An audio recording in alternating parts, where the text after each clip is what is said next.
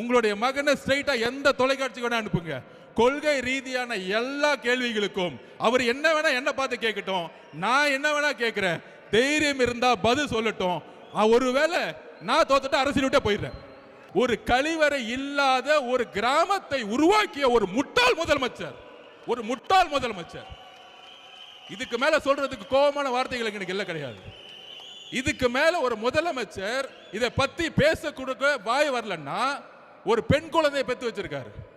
எல்லா செய்தி நிறுவனங்களும் வாங்கப்பட்டிருச்சு. அதை பத்தி பேசவே கூடாது, விவாதம் பண்ணக்கூடாது. ஒரு ரேப்பாச்சு டெல்லியில ஒட்டுமொத்த இந்தியாவும் கூத்துச்சு. ஆனா தமிழ்நாட்டில் இருக்கவங்க இதை பத்தி பேசவே மாட்டாங்களே. என்ன பண்ணிட்டு இருக்காங்க? கூட்டணி மதிமுகவுடன் 3 கூட்டணி சைன் ஆயிடுச்சு. இதான் முதலமைச்சர் அன்னைக்கு ரேப் நடந்து அங்க வந்து வெட்டப்பட்டு இருக்காங்க. இங்க கூட்டணி பேசிட்டு இருக்காங்க.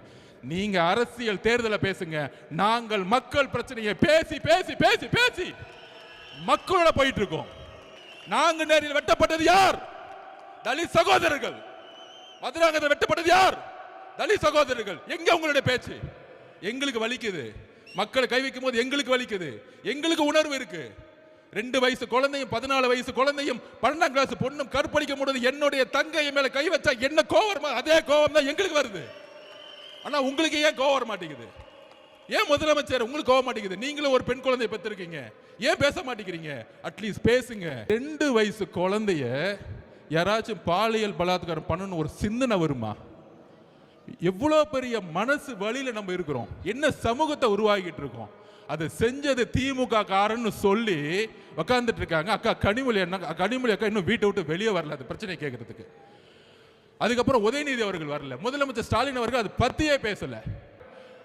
இந்த வெளிமண்டல மக்களுக்காக போராடிய அண்ணன் திருமாவளவன் 90 2000 காலத்தில் அவரை பேச்சு பார்த்து நான் வளர்ந்தவன். ஆனா இந்த பிரச்சனைக்கு அண்ணன் பேச மாட்டேங்கிறார். என்னன்னே தெரியல. அண்ணன் என்ன ஆனாருன்னு தெரியல. முதலமைச்சரை பார்த்தவன டக்குன்னு பயப்படுறாரு அண்ணன். எப்படி பார்த்தா எங்க அண்ணன் திருமாவளவன் 2000ல். ஆனா இன்னைக்கு மக்களுடைய பிரச்சனைகளை பேசவே மாட்டேங்கிறார். இன்னைக்கு அண்ணன் திருமாவளவன் திமுக கடுமையா 2014 பிரச்சாரம் பண்ணார். அவராலேயும் முடியல. கடைசியில் அங்க கூட்டணி. இது மாதிரி எல்லா தலைவர்களும் இன்க்ளூடிங் அண்ணன் கமலஹாசன் அண்ணன் கட்சி ஆரம்பிச்சு டிவிலாம் உடைச்சாரு. ஆனால் அவராலையும் முடியல. உங்களுடைய கவுன்சிலுக்கு தெரியாம ஒரு வீடு கட்ட முடியுமா? ஒரு ரோடு போட முடியுமா? அப்படி எப்படியா கஞ்சா சேல்ஸ் பண்ண நடக்குது தமிழ்நாட்டில்? அதுதான் எங்களுடைய கேள்வி. உங்களுக்கு தெரியாம கஞ்சா சேல்ஸ் நடக்குன்னு சொன்னா தவறு. திமுகவுடைய அமைச்சர்கள், திமுகவுடைய எம்எல்ஏக்கள், திமுகவுடைய கமிஷனர்கள் யாருக்கும் தெரியாம தமிழ்நாட்டில் கஞ்சா சேல்ஸ் நடக்கிறது இல்ல. தமிழ்நாட்டில் எம்ஜிஆருக்கு அப்புறம் ஒரு பிரபலமான ஒரு தலைவரா ரஜினிகாந்த் அவர்கள் வரணும்னு நினைச்சார். அரசியலுக்கு வந்து சிஸ்டத்தை மாற்றணும் எல்லாம் பண்ணணும்னு நினைச்சார். ஆனால் இதே திமுக குடும்பம் பல மிரட்டல்களை கொடுத்து அவரை அரசியல் கட்சி வர விடாம பார்த்துக்கிட்டாங்க. இன்னைக்கு என்ன ஆனார்? அவரு கடைசியில் ரெட் ஜெயின் பிக்சர்லயே நடிக்க போயிட்டார். ஒரே வாரத்தில் 5 ரேப் ஆகுது உங்க கண்ணு முன்னாடி. ஆனா திமுக காரன் ஒருத்தன் அதை பத்தி பேசல. அக்கா கனிமொழி அக்கா பேசல. திமுக அமைச்சர்கள் பேசல. திமுக கவுன்சிலர்கள் பேசல. திசை திருப்புறது செந்தில் பாலாஜிக்கு அஜெண்டா. அங்க ஏதாவது பிரச்சனையை பண்ணி விட்டுரு. கரெக்டா அண்ணன் பேச ஆரம்பிக்கிறார். நீங்க வீடியோல பார்த்திருப்பீங்க. 10 ரூபாய் பாலாஜின்னு பேச ஆரம்பிக்கிறார். செருப்பு வந்துருச்சு. தெய்வத்தால் ஆகாதெனினும் முயற்சிதான் மெய்வர்த்த கூலி தரும்.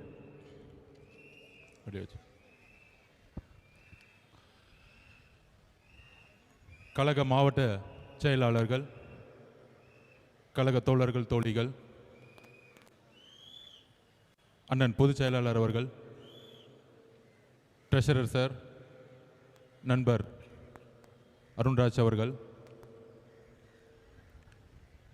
ஜேசிடி பிரபாகரன் சார் அவர்கள், எஸ் பாபு அண்ணன், கழக மாநில நிர்வாகிகள் மற்றும் மாவட்ட நிர்வாகிகள் அனைவருக்கும் என்னுடைய வணக்கத்தை தெரிவித்து 2026ஆம் ஆண்டின் தலைவர் நம்மளுடைய முதல்வர் அண்ணன் விஜய் அவர்களுக்கும் வணக்கத்தை தெரிவித்து, நம்மெல்லாம் எவ்வளோ கடினமான சூழ்நிலையில் நம்ம இங்கே நின்றுட்டுருக்கோம். இன்னைக்கான போராட்டம் சாதிவாரி கணக்கெடுப்பு ஆய்வு நடத்தணும், சட்டம் ஒழுங்கு சீர்கேடு, அதோடு எஸ்ஓபியை நம்ம அகற்றுறதுக்கு உயர்நீதிமன்றத்தில் கேஸ் ஃபைல் பண்ணியிருக்கோம்.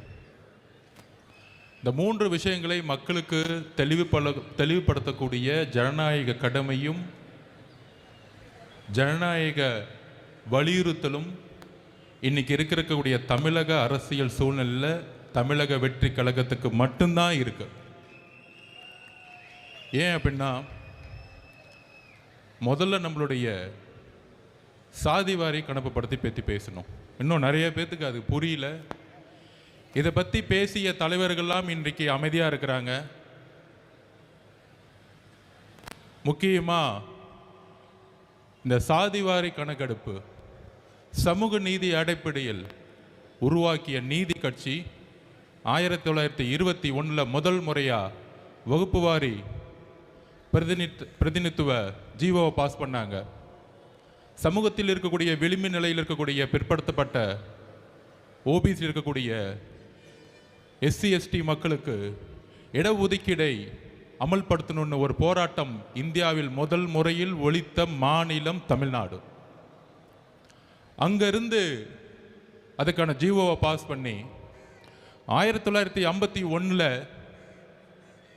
உயர்நீதிமன்றம் ஜட்ஜ்மெண்ட்டோடைய வெளிப்பாடில் நமக்கான ரிசர்வேஷன் பாதிக்கப்படும் பொழுது, நமக்கான சமூக நீதி பாதிக்கப்படும் பொழுது, அது தமிழ்நாட்டுக்கு மட்டுமல்ல இந்தியாவுக்குமே கேஸ்ட் ரிசர்வேஷன் பாதிக்கப்படும் என்கின்ற உணர்ந்து அன்றைக்கு தந்தை பெரியார் அவர்களுக்கோ இல்லை ஏன் சிஎன் அண்ணாதுரை அவர்களுக்கோ பேரறிஞர் அண்ணாதுரை அவர்களுக்கோ எந்த அதிகாரமும் கிடையாது 1951.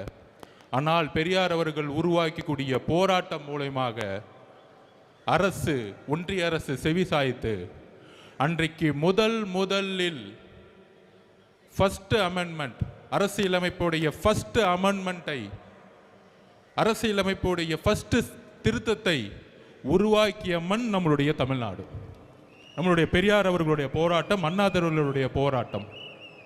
இதுதான் தமிழ்நாட்டுடைய வரலாறு. அதற்கப்புறம் 1994 அம்மா ஜெயலலிதா அவர்கள் தமிழகம் முழுவதும், இந்தியா முழுவதும் சாதிவாரி 50% இருக்கணும்னு சட்ட வல்லுநர்களும் உச்ச நீதிமன்றமும் சொல்லும் பொழுது அது அரசியலமைப்புடைய அட்டவணையில் கொண்டு போய் தமிழ்நாட்டுக்கு மட்டும் இன்னைக்கு 69% நிலைநிறுத்திய மண் நம்மளுடைய தமிழ்நாடு, இந்தியாவுக்கு முதல் முறையாக. அப்படி நீதி கட்சியில் தொடங்கி, அப்படி 1951 பெரியார் அவர்கள் தொடங்கி 1994 அம்மா ஜெயலலிதா அம்மையார் மூலமாக 69% இடஒதுக்கீடே இந்தியாவிலேயே ஒரே மாநிலம் இன்னைக்கு உறுதிப்படுத்தியிருக்கு. ஆனால் ஏன் சாதிவாரி கணக்கெடுப்பை நம்ம நடத்தணும் அப்படிங்கிறத மக்களுக்கு எளிமையான முறையில் புரிய வைக்கணும். பீகாரில் நிதிஷ்குமார் அவர்கள் சமூக நீதியின் அடிப்படையில் உருவாக்கப்பட்ட மாநிலமான பீகாரில் மண்டல் கமிஷன் அன்னைக்கு உருவாச்சு, மொரார்ஜி தேசாய் காலத்தில் உருவாச்சு. அதை நடைமுறைப்படுத்தினது 1990 விபி சிங் அவர்கள். விபி சிங் அவர்கள் பிற்படுத்தப்பட்ட மக்களுக்கு சாதிவாரி கணக்கெடுப்பு மூலம் 27% இடஒதுக்கீடை அமல்படுத்துறதுனால அவருடைய ஆட்சியை கலைச்சாங்க. அதுக்கு எதிர்த்து நின்றது ஒன்றிய பாஜக அரசு. அன்னைக்கு அவங்களுடைய வாபஸ் வாங்கினாங்க. ஒன்றிய பாஜக அரசு இடஒதுக்கீடு எதிராக அவங்களுடைய குரல் இருந்துச்சு. அதனால விபி சிங் அரசு தன்னுடைய பிரதம மந்திரி பதவி போனாலும் இடஒதுக்கீடாக நின்று பிரதம மந்திரி போஸ்டிங்கை வெளியிட்டு உறுதிப்படுத்தினார். இந்த வரலாறு ஏன் சொல்ற அப்படின்னா, இன்றைக்கு இருக்கக்கூடிய திமுக அரசு சமூக நீதின்னு சொல்லக்கூடிய முதலமைச்சர் திரு மு.க. ஸ்டாலின் அவர்கள் பீகாரில் நிதிஷ்குமார் அவர்கள் சமூக நீதியின் அடிப்படையில் கேஸ்ட் ரிசர்வேஷனை நடத்தினார். ஏன் நடத்தினார் அப்படின்னா, அங்கு இருக்கக்கூடிய அனைத்து தரப்பட்ட மக்களும், எஸ்சி மக்கள், எஸ்டி மக்கள், பிசி மக்கள், ஓபிசி மக்கள், எம்பிசி மக்கள், எல்லா மக்களுடைய தற்சமயம் கணக்கு என்ன 1931 தான் கடைசியில் எடுத்த சர்வே, பிரிட்டிஷ்காரங்க எடுத்தாங்க. அப்போ அவர் ஒரு சேலஞ்சு பண்ணி சமூக நீதி அடிப்படையில் நம்ம ஒரு ரிசர்வேஷன், நம்ம ஒரு கணக்கெடுப்பு நடத்தணும். அந்த கணக்கெடுப்பு நடத்தும் பொழுது எந்தெந்த சாதி மக்களுடைய உண்மையான கணக்கெடுப்பு என்ன, அந்த கணக்கெடுப்பை நடத்தி அரசு தன்னுடைய திட்டங்களை எங்கெல்லாம் ஏழ்மையின் விளிம்பு நிலையில் இருக்கக்கூடிய மக்கள் இருக்காங்களோ அங்க போய் கொண்டு போய் சேர்க்கணும்னு நினைச்சவர் தான் நிதிஷ்குமார் அவர்கள். இவர் தான் உண்மையான முதலமைச்சர். அவரை ஃபாலோ பண்ணி நம்மளுடைய பக்கத்து மாநில கர்நாடகாவில் இருக்கக்கூடிய உண்மையான சமூக நீதி காவலர் இருக்கக்கூடிய திரு சீதாராமையா அவர்கள் கணக்காய்வு நடத்தினார். அதுக்கப்புறம் தெலுங்கானா, ஒரு புதிய முதலமைச்சர், முதல் முறையில் ஆயிருக்கிறார் ரேவந்த் ரெட்டி அவர்கள். அவரும் கணக்கெடுப்பை நடத்தி இன்றைக்கு அதுக்கான கமிஷனை போட்டு தன்னுடைய அரசினுடைய திட்டங்கள் சரியாக கரெக்டாக கணக்கெடுப்பு நடத்தி திட்டங்களை அந்த ரிசர்வேஷன் மூலியமாக எங்கெல்லாம் ஏழ்மை இருக்கோ, எங்கெல்லாம் வறுமை இருக்கோ, எங்கெல்லாம் தீண்டாமை இருக்கோ அதற்கு எதிராக அரசினுடைய ஒட்டுமொத்த திட்டங்களையும் கொண்டு போய் சேர்த்திருக்கிறார். காங்கிரஸ் ஆளக்கூடிய மாநிலங்கள், எதிர்கட்சியாக இருக்கக்கூடிய நிதிஷ்குமார் ஆளக்கூடிய மாநிலங்கள், இங்கெல்லாம் ஒரு சாதிவாரி கணக்கெடுப்பு நடத்தும் பொழுது சமூக நீதியின் அடிப்படையில் உருவான திமுக, அண்ணாதுரை ஒரே ஒரு விஷயத்துக்காக இந்த திமுக உருவாக்கினார், சமூக நீதியின் அடிப்படையில் உருவாக்கின திமுக அதோடைய வழித்தொண்டில் வந்த கலைஞருடைய மகனாக இருக்கக்கூடிய திரு மு.க. ஸ்டாலின் அவர்களுக்கு சாதிவாரி கணக்கெடுப்புனால என்னன்னே தெரியல. மக்கள் தொகை கணக்கெடுப்பையும் சாதிவாரி கணக்கெடுப்பையும் குழப்பி சட்டசபையில் பேசுறாரு. இது ஒன்றிய பாஜக அரசு தான் நடத்தணும். ஒன்றிய பாஜக அரசு தான் நடத்தணும்னா எப்படி கர்நாடகாவில் சீதாராமையா நடத்தினார், எப்படி நிதிஷ்குமார் நடத்தினார், எப்படி தெலுங்கானால சிஎம் நடத்தினார், மம்தா பானர்ஜி வெஸ்ட் பெங்கால எப்படி நடத்திட்டு இருக்காங்க. இதற்கு முதலமைச்சர் பிரஸ் மீட்டை வச்சு தயவு செஞ்சு பத்திரிகையாளர் கேள்வி கேளுங்க. அவர் வரமாட்டாருன்னா அவர் புள்ள உதயநிதிட்ட கேளுங்க. ஏன் கேட்க சொல்றேன்னா, அவர் புள்ள உதயநிதி கிட்ட நம்மளை பார்த்து மாநாடுல கொள்கையற்ற கட்சி தமிழக வெற்றி கழகம், நான் சேலஞ்ச் விடுறேன் உங்களை பார்த்து, இன்னைக்கு நீங்க உங்களுடைய திரு முதலமைச்சர் ஸ்டாலின் அவர்களே, திரு உதயநிதி அவர்களே, உங்களுடைய தொலைக்காட்சி சேனலுக்கே கூப்பிடுங்க, இல்ல சன் டிவிக்கே கூப்பிடுங்க, நான் வரேன். உங்களுடைய மகன் அடுத்த முதலமைச்சர் சொல்றீங்களே, உங்களுடைய மகன் சமூக நீதினா என்ன, சாதிவாரி கணக்கெடுப்புனா என்ன, நெருமொழி கொள்கைனா என்ன, ஒவ்வொரு கொள்கையும் நாங்க வந்து பேசுறோம். நான் தனிப்பட்ட முறையில் வரேன். ஒரு விவாதம் நடத்துறதுக்கு உதயநிதிக்கு தகுதி இருக்கா? தகுதி இருந்தால் நான் இந்த சேலஞ்சுக்கு ரெடி. இது தமிழக வெற்றி கழகம் சார்பாக ஆதவர்ஜுனோ உதயநிதியும் நாம களத்துக்கு நான் பேசி கொடுக்க ரெடி. அப்படி ரெடி இல்லைன்னா தமிழக வெற்றி கழகத்தை பார்த்து கொள்கை தெரியாத ஒரு கட்சின்னு சொல்லாதீங்க. இன்னையோட பயந்துட்டு வீட்டை விட்டு வெளியே வராதீங்க. மாண்புமிகு முதலமைச்சருக்கு ஸ்டாலின் அவருக்கு டைரக்டா சேலஞ்ச் கொடுக்கிறேன். உங்களுடைய மகனை ஸ்ட்ரைட்டா எந்த தொலைக்காட்சி வேணா அனுப்புங்க. கொள்கை ரீதியான எல்லா கேள்விகளுக்கும் அவர் என்ன வேணா என்ன பார்த்து கேட்கட்டும், நான் என்ன வேணா கேட்கிறேன். தைரியம் இருந்தா பதில் சொல்லட்டும். ஒருவேளை நான் தோத்துட்டு அரசியல் விட்டே போயிடுறேன், அரசியலை விட்டு அன்னைக்கே ரிசைன் பண்ணிட்டு போயிடுறேன். அப்படி தைரியம் இல்லைன்னா மாண்புமிகு உதயநிதி அவர்களே, தயவு செஞ்சு மேடையில் என் கட்சியை பத்தியே பேசாதீங்க, கொள்கை தெரியலன்னு. இதுதான் எதற்கு சாதிவாரி கணக்கெடுப்பை நம்ம நடத்துறோம் அப்படின்னா, தமிழக அரசில் உருவாக்கக்கூடிய திட்டங்கள் 4 லட்சம் கோடி ரூபாய் பட்ஜெட் போறாங்க பாருங்க. இந்த சாதிவாரி கணக்கெடுப்பு நடத்தும் போது தான் இன்னைக்கு எஸ்சி எஸ்டி மக்களுடைய கணக்கெடுப்பு அதிகமாக இருக்கு. இன்னைக்கு கிட்டத்தட்ட 27% மேல அதிகமாக இருக்கிறாங்க. அதே மாதிரி பிசி மக்கள், ஓபிசி மக்கள், எம்பிசி மக்களுடைய கணக்கெடுப்பு என்னன்னு நமக்கு தெரியணும். தெரிந்தால் மட்டும்தான் திட்டங்கள், அரசினுடைய திட்டங்கள் கரெக்டாக கொண்டு போய் சேர்த்து இங்க ஏழ்மையை ஒழிக்க முடியும். ப்ரொஃபஷனல் எஜுகேஷன் எங்கெல்லாம் கம்மியா இருக்கோ அங்க கொண்டு போய் சேர்க்க முடியும். இதுக்கு தான் சாதிவாரி கணக்கெடுப்பு நடத்தணும்னு நம்ம எளிமையா மக்கள்கிட்ட நம்ம கேட்கிறோம். நம்பர் 1 இப்ப புரிஞ்சிச்சுன்னு நினைக்கிறேன். முடிஞ்சா புரியலன்னா மாண்புமிகு முதலமைச்சருக்கு நான் தனிப்பட்ட முறையிலேயோ எங்க கட்சியிலேருந்து நாங்க பேசுறது கூட ரெடியா இருக்கிறோம். ஏன் சாதிவாரி கணக்கெடுப்பு நடத்தணும், அது புரியாது இல்ல, மக்களை ஏமாத்துறது. அவருக்கு தெரிஞ்சதெல்லாம் ஒண்ணு தான். நம்ம அண்ணன் சொன்ன மாதிரி SST Stalin sir tax 30% commission அடிக்க மட்டும்தான் ஸ்டாலின் சார் ஐயா அவருக்கு தெரியும், வேற ஒண்ணுமே தெரியாது. பட்ஜெட்ல 30% அடிச்சு 1.5 லட்சம் கோடி ரூபாய் எப்படி அடிக்கிறது மட்டும்தான் அவங்களுடைய குறிக்கோள். அப்ப இன்னைக்கு அடுத்த பிரச்சனை என்ன, நம்ம குரல் கொடுக்கிறோம், சட்டம் ஒழுங்குடைய பிரச்சனை. சட்டம் ஒழுங்கோட பிரச்சனை என்ன, இன்னைக்கு நம்ம வரும்போது நம்ம அண்ணன் கிட்ட இருந்து அறிக்கை ஒன்று வந்திருக்கும். இந்த ஒரு வாரத்தில், அதாவது டெல்லியில ஒரே ஒரு பெண் நம்மளுடைய சகோதரி நிர்பயா அவர்களை கற்பழிக்கப்படும் பொழுது ஒட்டுமொத்த டெல்லியும் தூக்கி எறிஞ்சிச்சு. அன்னைக்கு ஒரு முதலமைச்சர் இருந்தாங்க, உமன் முதலமைச்சர் தான். அப்போ கெஜ்ரிவால்னு ஒருத்தர் வந்து நாமினேஷன் பண்ணும்போது இதுக்காக பயங்கரமாக குரல் கொடுத்தார். நாமினேஷன் பண்ணும்போது ஆம் ஆத்மி கட்சியை பார்த்து இவங்கெல்லாம் ஜெயிப்பாங்களா, இவங்களுக்கெல்லாம் பூத்து இருக்கா, இவங்கெல்லாம் சின்ன பசங்களாச்சு இப்படின்னு சிரிச்சாங்க. எப்போ 15 வருஷமாக முதலமைச்சராக இருந்தவங்க. அதே மாதிரி ஒரே ஒரு ரேப்பு ஒட்டுமொத்த அரசியும் தூக்கி எறிஞ்சிச்சு. இன்னைக்கு ஒரு ரேப்பாக நடக்குது.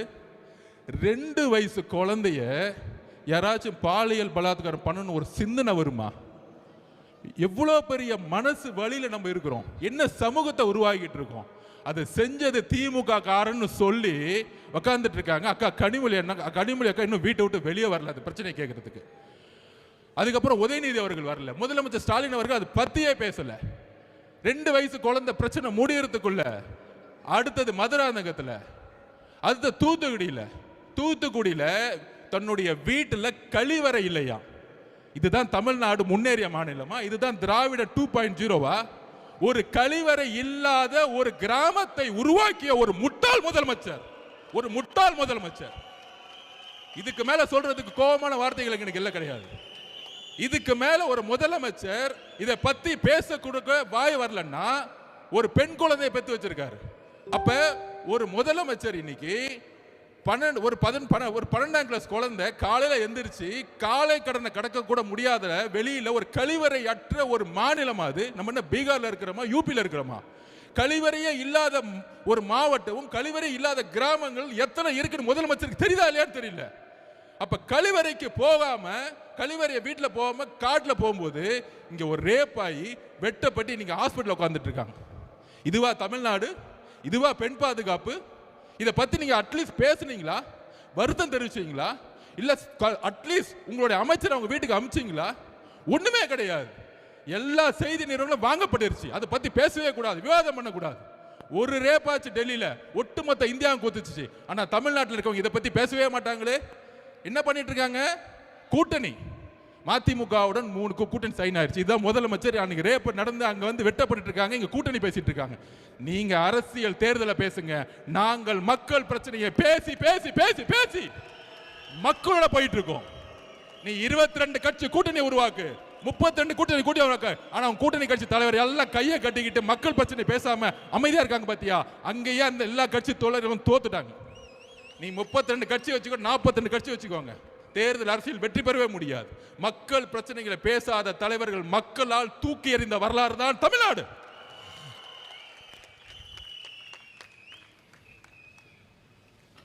அதுக்கப்புறம் நம்ம சிவகங்கை நாங்குநேரி எதுக்காக அருவாய் எடுத்துட்டு இந்த சினிமா படத்தில் வர மாதிரி எங்கெங்கெல்லாம் மக்கள் விளிம்பு நிலை இருக்க மக்கள் இருக்கிற போய் வெட்டுறது, கொள்றது, அது ரீல்ஸ் போடுறது. இதோட அடிப்படை பிரச்சனை என்ன? இதோட அடிப்படை பிரச்சனை ஒண்ணுதான், கஞ்சா, ட்ரக்ஸ். ஏன் 2 வயசு பொண்ணு வந்து கற்பழிக்கப்படுது? ஏன் 14 வயசு கற்பழிக்கப்படுது? ஏன் 12ஆம் கிளாஸ் பொண்ணு ஒரு இயற்கை உபாதைக்கு போகும்போது ஏன் கற்பழிச்சு வெட்டுறாங்க? நாங்க திருப்பி பதிவு பண்றோம் மக்கள்கிட்ட. தமிழ்நாட்டில் ட்ரக்ஸ் சேல்ஸ் அதிகமா போய்கிட்டே இருக்கு. 60,000 கோடி ரூபாய் டாஸ்மாக் சேல்ஸ் இருக்கலாம். அது மிகப்பெரிய ஒரு இந்த கவர்மெண்டோட மிகப்பெரிய பழி. ஆனால் ட்ரக்ஸோட சேல்ஸ் பார்த்தீங்கன்னா அளவுக்கு அதிகமாக போயிட்டு இருக்கா. அந்த ட்ரக்ஸ் எடுத்தவங்க மெயின் பிரச்சனையே பெண்களை வந்து கற்பழிப்பு பண்றது. அப்ப முதலமைச்சர் கேட்டா முதலமைச்சர் சொல்றாரு, ஒன்றிய பாஜக அரசு இல்லாம கடல் வழியை நம்ம நிப்பாட்ட முடியாது, கடல் வழியா தான் வந்து ட்ரக்ஸ் சேல்ஸ் பண்றாங்க. ஐயா முதலமைச்சர் அவர்கள் ஸ்டாலின் அவர்களே, கடல் வழியா வரலாம், நான் திருப்பியும் பதிவு பண்றதான். ரோடா சேல்ஸ் பண்றது உங்களுடைய கண்ட்ரோல் இருக்குன்னு ஏன் இன்னும் புரிய மாட்டேங்குது? உங்களுடைய தெருக்கள் யார் கண்ட்ரோல் இருக்கு? உங்களுடைய மாவட்ட செயலாளர்கள், உங்களுடைய அமைச்சர்கள், உங்களுடைய எம்எல்ஏக்கள், உங்களுடைய கவுன்சிலர்கள். உங்களுடைய கவுன்சிலுக்கு தெரியாம ஒரு வீடு கட்ட முடியுமா? ஒரு ரோடு போட முடியுமா? அப்படி எப்படியா கஞ்சா சேல்ஸ் பண்ண நடக்குது தமிழ்நாட்டில்? அதுதான் எங்களுடைய கேள்வி. உங்களுக்கு தெரியாம கஞ்சா சேல்ஸ் நடக்குன்னு சொன்னா தவறு. திமுகவுடைய அமைச்சர்கள், திமுகவுடைய எம்எல்ஏக்கள், திமுகவுடைய கவுன்சிலர்கள் யாருக்கும் தெரியாம தமிழ்நாட்டில் கஞ்சா சேல்ஸ் நடக்கிறது இல்ல. இதுதான் உண்மை. ஒரு இன்ஸ்பெக்டருக்கு தெரியாம கஞ்சா சேல்ஸ் பண்ண முடியாது. ஒரு எஸ்ஐக்கு தெரியாம கஞ்சா சேல்ஸ் பண்ண முடியாது. ஒரு கான்ஸ்டபிள் தெரியாம ஒரு கஞ்சா சேல்ஸ் பண்ண முடியாது. அப்ப இதுக்கெல்லாம் யாரு பொறுப்பு? முதலமைச்சரா இருக்கக்கூடிய ஸ்டாலின் சார், நீங்கள் தான் பொறுப்பு. பெண்களுடைய பாதுகாப்புக்கு நீங்கள் தான் பொறுப்பு. ஒரே வாரத்தில் 5 ரேப் ஆகுது உங்க கண்ணு முன்னாடி. ஆனா திமுக காரன் ஒருத்தன் அதை பத்தி பேசல. அக்கா கனிமொழி அக்கா பேசல, திமுக அமைச்சர்கள் பேசல, திமுக கவுன்சிலர்கள் பேசல. திசை திருப்புறது. ஏன் திசை திருப்பணும்? யார் பேசுறா? எங்க அண்ணன் இங்க தலைவர் மட்டும்தான் இங்க பேசிட்டு இருக்கார். இப்ப எஸ்ஓபிக்கு வர மூணாவது மேட்ருக்கு. இந்த மாதிரி பிரச்சனை எடுக்கும் பொழுது எந்த தலைவரும் பேசுறது இல்ல. கூட்டணி கூட்டணின்னு சொல்றாங்களே, மார்க்சிஸ்ட் கட்சியோட தலைவர்கள் பேச மாட்டாங்க. இந்த விளிமணம் மக்களுக்காக போராடி அண்ணன் திருமான 90-2000 காலத்தில் அவரை பேச்சு பார்த்து நான் வளர்ந்தவன். ஆனா இந்த பிரச்சனைக்கு அண்ணன் பேச மாட்டேங்கிறார். என்னன்னே தெரியல. அண்ணன் என்ன ஆனாருன்னு தெரியல. முதலமைச்சரை பார்த்தவன டக்குன்னு பயப்படுறாரு அண்ணன். எப்படி பார்த்தா எங்க அண்ணன் திருமா அண்ணன் 2000ல். ஆனா இன்னைக்கு மக்களுடைய பிரச்சனைகளை பேசவே மாட்டேங்கிறார். என்னென்ன 6 தொகுதி 8 தொகுதி முக்கியமா? மக்களுடைய விளிமலை மக்களுடைய பிரச்சனைகள் முக்கியமா? அதை சொல்லுங்க. நாங்க நேரில் வெட்டப்பட்டது யார்? தலித் சகோதரர்கள். மதுராங்கத்தில் வெட்டப்பட்டது யார்? தலித் சகோதரர்கள். எங்க உங்களுடைய பேச்சு? எங்களுக்கு வலிக்குது. மக்களை கை வைக்கும் போது எங்களுக்கு வலிக்குது. எங்களுக்கு உணர்வு இருக்கு. 2 வயசு குழந்தையும் 14 வயசு குழந்தையும் 12ஆம் கிளாஸ் பொண்ணும் கற்பழிக்கும் பொழுது என்னுடைய தங்கை மேல கை வச்சா என்ன கோவம்? அதே கோவம் தான் எங்களுக்கு வருது. ஆனா உங்களுக்கு ஏன் கோவம் வர மாட்டேங்குது? ஏன் முதலமைச்சர் உங்களுக்கு கோவம் மாட்டேங்குது? நீங்களும் ஒரு பெண் குழந்தை பெற்றிருக்கீங்க, ஏன் பேச மாட்டேங்கிறீங்க? அட்லீஸ்ட் பேசுங்க. பாதிக்கப்பட்டவங்களை பாருங்க. இனிமேல் நான் இருக்கிற வரைக்கும் இனிமேல் தவறு நடக்க மாட்டேன்னு சொல்லுங்க. அட்லீஸ்ட் மக்கள் உங்களை அட்லீஸ்ட் திருப்பி அவங்க ஓட்டு போடுவாங்க. ஆனா அதை கூட சொல்ல மாட்டேங்கிறீங்களே. ஒரு மனிதாபிமானம் கூட உங்களுக்கு இல்லையே. அதனாலதான் எங்களுக்கு கோபம் வருது. அப்ப இதை கேட்கறதுக்கு எங்களுடைய அண்ணன் எங்க தலைவர் மாவட்ட ரீதியா பயணம் போனார்.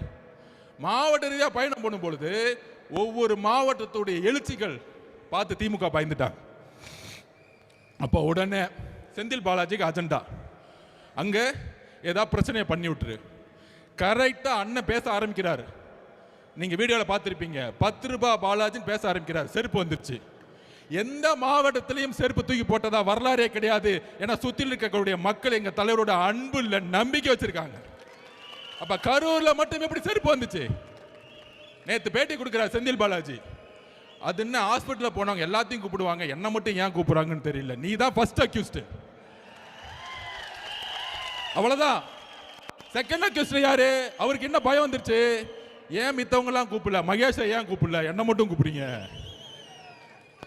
அடுத்தது முதலமைச்சர் வந்தாரு 2 மணிக்கு, அவரையும் கூப்பிடுங்க. அடுத்தது அவருடைய பயம் அப்படி, என்ன மட்டும் கூப்பிடாதீங்க, எல்லாத்தையும் கூப்பிடுங்க. காலையில புள்ள வந்துச்சு உதயநிதி அவர்கள், அவரையும் கூப்பிடுங்க. அப்ப செந்தில் பாலாஜி ரெடி ஆயிட்டாரு எல்லாத்தையும் மாட்டி விடுறதுக்கு. ஆட்சி மாற்ற முடியும் பொழுது தமிழக காவல்துறை எங்க அண்ணன் கண்ட்ரோல் வரும் பொழுது நீங்க எல்லாம் கரூர் மெட்ல ஜெயிலுக்கு போவீங்க. இது நடக்குதா இல்லையான்னு மட்டும் பாரு. இப்ப 6 டிஸ்ட்ரிக்ட்ல திருவாரூருக்குள்ள அண்ணன் நுழைகிறார். மக்களை நம்புங்க, எந்த எதிர்கட்சி தலைவரும் திருவாரூருக்குள்ள போவே முடியாது. ஏன்னா கலைஞருடைய மண் அது. 55% ஓட்டு போடுவாங்க. யார் எம்எல்ஏ நின்னாலும் கண்ணை மூடி போடுவாங்க. ஆனால் ஒட்டுமொத்த திருவாரூர், நான் பஸ்ஸுக்குள்ள இருக்கிறேன், நானே பயந்துட்டேன். ஒட்டுமொத்த திருவாரூர் மண்ணில் ஒரு 2 கிலோமீட்டர் போறதுக்கு 4 மணி நேரம் ஆச்சு அண்ணன் போறதுக்கு. இதுக்கு தான் பயம், இதுக்கு தான் கரூர். அப்ப கரூர்ல பிரச்சனை நடத்தி என்ன பண்ணாங்க? அவர் ஒரு கொலை குற்றவாளியில மாட்டவரத்துக்கு வேலையை பண்ணிட்டாங்க. அண்ணன் எமோஷனல் ஆளு, ஆல்ரெடி மக்களுடைய இறப்பு. இந்த பிரச்சனைலாம் பண்ண அரசியல் விட்டு போயிடுவார், பிரஷர் கொடுத்தா அரசியல் விட்டு போயிடுவார்.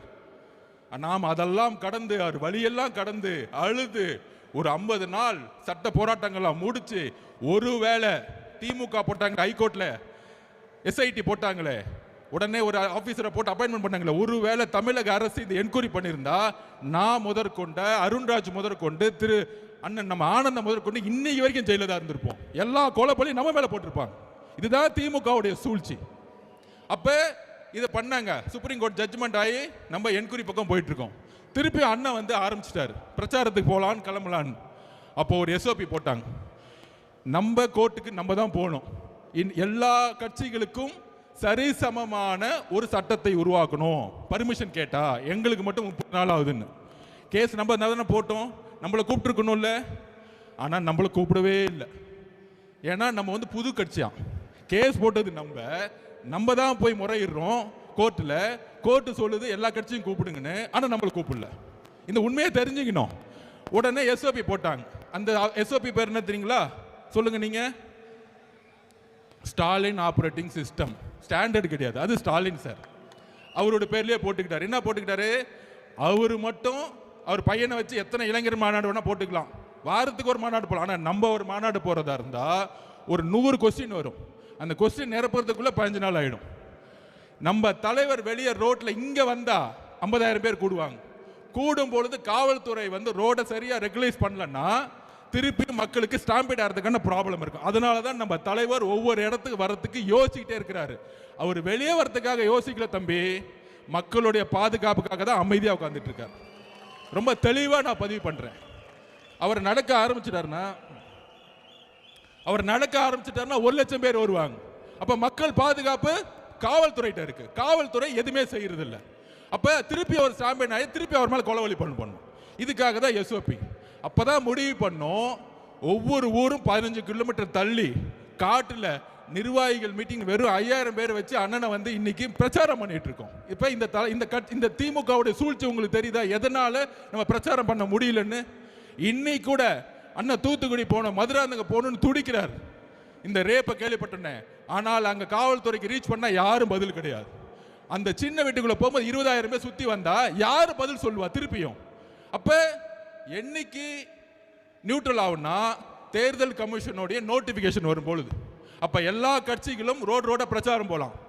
அன்னைக்கு பிரச்சாரத்தை ஆரம்பிச்சார்னா தமிழகம் எம்ஜிஆருக்கு அப்புறம் உருவாக்காத பிரச்சாரத்தை தமிழக விஜய் அவர்கள் உருவாக்குவார். இது நடக்குதா இல்லையான்னு மட்டும் பாருங்க. அன்னையோ நோட்டிபிகேஷனோட முதலமைச்சரோட சைன் அத்தாரிட்டி முடிஞ்சிச்சு, அதோட ஓவர். அப்ப தெருவா ஒவ்வொரு ரோடா போகும்பொழுது மக்களுடைய எழுச்சி அப்ப பாப்பீங்க, மக்களுடைய கோவத்தை நீங்க பாப்பீங்க. அப்ப இன்னைக்கு முதலமைச்சர் என்ன பண்ணிட்டு இருக்காரு? நீங்க ஒன்னே ஒன்று புரிஞ்சுக்கணும். அண்ணன் ஓப்பனா சொன்னார், என்னுடைய தனிப்பட்ட பிரச்சனை விமர்சனம் நான் பாத்துக்கிறேன். அதுக்கு மேல என்ன பிரச்சனைன்னு சொல்றாரு. 2 வயசு குழந்தை ரேப் பண்றாங்க, 14 வயசு 16 வயசு குழந்தை காலை கடந்து கடக்க முடியல. இதை நோக்கி நம்மளுடைய பிரச்சாரத்தையும் பிரச்சனையும் சொல்லுவோம். அப்ப இன்னைக்கு தமிழ்நாட்டில் எத்தனையோ தலைவர் இருக்காங்க, ஏன் அவர் மீது விமர்சனம்? நான் ஓப்பனா உங்ககிட்ட பதிவு பண்றேன், மக்கள்கிட்டே பதிவு பண்றேன், முக்கியமா சோசியல் மீடியா வாரியர்ஸ் கிட்ட பதிவு பண்றேன். தமிழ்நாட்டில் எம்ஜிஆருக்கு அப்புறம் ஒரு பிரபலமான ஒரு தலைவராக ரஜினிகாந்த் அவர்கள் வரணும்னு நினைச்சார். அரசியலுக்கு வந்து சிஸ்டத்தை மாற்றணும் எல்லாம் பண்ணணும்னு நினைச்சார். ஆனால் இதே திமுக குடும்பம் பல மிரட்டல்களை கொடுத்து அவரை அரசியல் கட்சி வர விடாம பார்த்துக்கிட்டாங்க. இன்னைக்கு என்ன ஆனார்? அவரு கடைசியில் ரெட் ஜெயின் பிக்சர்லயே நடிக்க போயிட்டார். அவர் மேல விமர்சனம் கிடையாது. அந்த வலிமை, மன வலிமை நம்ம தலைவர்கிட்ட இருக்கு. நான் பதிவு பண்றேன். நீ என்ன வேணா பண்ணுங்க, என் மக்களை கொன்ன, வீட்டை விட்டு வெளியே வந்துட்டேன், என்ன தனிப்பட்ட முறையில் விமர்சனம் பண்ற, அதுக்கெல்லாம் நான் பதில் கொடுக்கல. நீ பதில் கொடுத்துட்டு என்ன திட்டிட்டே இருக்கும் பொழுது மகளிர் தினத்தன்னைக்கு 12 ப்ராமிஸ் கொடுத்து என்னுடைய பெண்களுக்கு என்ன பண்ணணும்னு சொன்னவர் எங்க தலைவர். வீட்டில் உட்காரல பயந்துட்டு. அப்ப எதை நோக்கி நம்ம தலைவர் போறார்? தமிழ்நாட்டில் ஒரு மாற்றம் உருவாகணும். மாற்றம் உருவாகணும் சொன்ன தலைவர்லாம் என்ன ஆனாங்க? நான் ஒவ்வொன்றா சொல்றேன். மதிமுக தலைவர் வைகோ அவர்கள் கட்சி ஆரம்பிக்கும் போது திமுகவுடைய பல பிரச்சனைகள் சொல்லி எடுத்துனார். இன்னைக்கு 4 சீட்டு, அதுலயும் 3 சீட்டு உதயசூரியனா, 1 சீட்டு அவங்களோட சொந்த சிம்பிளா. இது என்ன கூட்டணி நமக்கு ஒன்றும் புரியவே இல்லை. இன்னைக்கு அண்ணன் திருமா அண்ணன் திமுக கடுமையா 2014 பிரச்சாரம் பண்ணார், அவராலேயே முடியல. கடைசியில் அங்க கூட்டணி. இது மாதிரி எல்லா தலைவர்களும் இன்க்ளூடிங் அண்ணன் கமலஹாசன் அண்ணன் கட்சி ஆரம்பிச்சு டிவி எல்லாம் உடைச்சாரு. ஆனால் அவராலே முடியல. நம்ம அவரை வந்து நம்ம சிறுமைப்படுத்தல. திருப்பியும் திமுக சேர்ந்து ரெட் ஜெயின் படத்துல நடிக்க ஆரம்பிச்சிட்டார். அப்ப எல்லாரும் ஓபிஎஸ் அண்ணன் முதலமைச்சரா இருந்தவர், அம்மா கூட விசுவாசி முதலமைச்சரா இருந்தவர், 3 தட்டி முதலமைச்சரா இருந்தவர். இன்னைக்கு ஸ்டாலின் சர்வே செஞ்சுட்டார். அப்ப அவங்களுடைய பணபலத்தை பாருங்க. எல்லாரையும் விலை கொடுத்து வாங்கலாம், எல்லாரையும் மிரட்டலாம். ஆனால் தமிழகத்தில் மிரட்ட முடியாத, விலை கொடுத்து வாங்க முடியாத அன்காம்ப்ரமைஸ் தலைவர் ஒருத்தர்னா எங்களுடைய தலைவர் விஜய் அவர்கள் மட்டும்தான். உடனே கூட்டணி பத்தி 2 நாளா பேசிட்டு இருக்காங்க. அப்படி ஆயிடுமா, அப்படி ஆயிடுமா, இப்படி ஆயிடுமான்னு. 234 தொகுதியிலும் காவல்துறை எனக்கு வேண்டுகோள் கொடுக்குறேன், நான் பேசுறதை நிப்பாட்டாதீங்க. முதலமைச்சர் ஸ்டாலின் அவர்கள் சொல்லிடுங்க, நான் ஒரு 10 நிமிஷத்துல முடிச்சிருவேன்னு.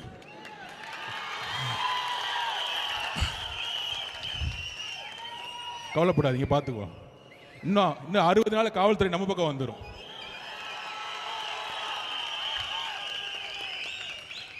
ஸோ காவல்துறை கிட்ட ஒத்துழைப்பு கொடுத்துருவோம். இல்லைன்னா பாவம் மாவட்டத்தில் மேலே எஃப்ஐஆர் போட்டுருவாங்க. கவலைப்படாதீங்க, 60 நாள் எஃப்ஐஆர் திருப்பி டெலீட் பண்ணிடலாம் நம்ம கவர்மெண்ட் வந்தவொடனே. அதை பற்றி கவலைப்படாதீங்க. சோ 22 கட்சி கூட்டணி, கொள்கை கூட்டணி சொன்னவங்க இன்னைக்கு 2 வயசு குழந்தை, 14 வயசு குழந்தை, 16 வயசு குழந்தையோட ரேப்பை பத்தி பேசுறதுக்கு வாய் வர மாட்டேங்குது. ஏன்னா ஸ்டாலின் சார் கோச்சிக்குவார்.